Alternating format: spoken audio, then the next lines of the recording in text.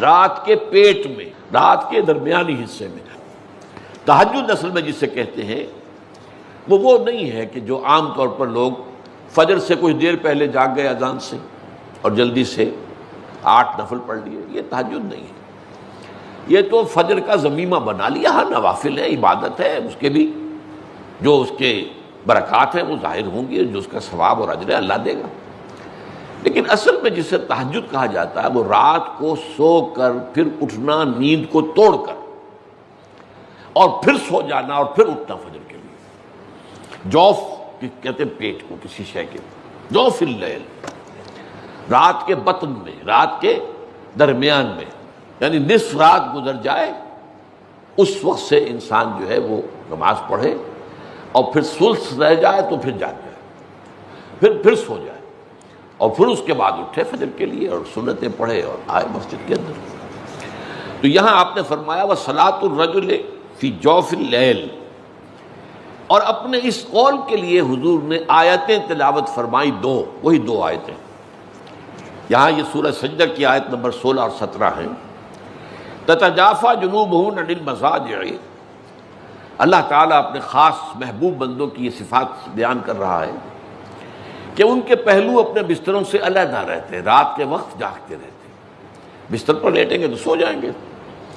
تتجافی جنوبہم عن المضاجع یدعون ربہم خوفا وطمعا، وہ اس وقت اپنے رب کو پکارتے ہیں، دعائیں کرتے ہیں، خوف کے ساتھ بھی، اس کے مواخذے کا خوف، اس کے عذاب کا خوف، اس کی باز پرس کا خوف، اس کی ناراضی کا خوف، جہنم کا خوف، وطمعا، اور طمع کس کی؟ اللہ راضی ہو جائے، اللہ کے اجر و ثواب کی بھی طمع ہو، لیکن سب سے بڑی طمع کیا ہے؟ اللہ مجھ سے راضی ہو جائے۔ اس لیے سب سے اونچا مقام یہی ہے، رضی اللہ عنہم ورضوا عنہ، اللہ ان سے راضی ہو گیا، وہ اللہ سے راضی ہو گئے۔ یہ باہمی رضا ہے، بندہ اپنے رب سے راضی رہے، وہ ہے کہ تسلیم و رضا، جو بھی دنیا میں آ رہا ہے اس پر شکوہ، اللہ کا شکوہ زبان پر نہ لائے۔ جو بھی آ رہا ہے یہ میرے رب کی طرف سے ہے، وہ میرا مولا ہے، آقا ہے، دوست ہے، میرا خیر خواہ ہے، اسے معلوم ہے کہ اس شر کے پیچھے کون سا خیر آ رہا ہے، مجھے کیا پتا، مجھے تو شر نظر آ رہا ہے، خیر تو نظر نہیں آ رہا۔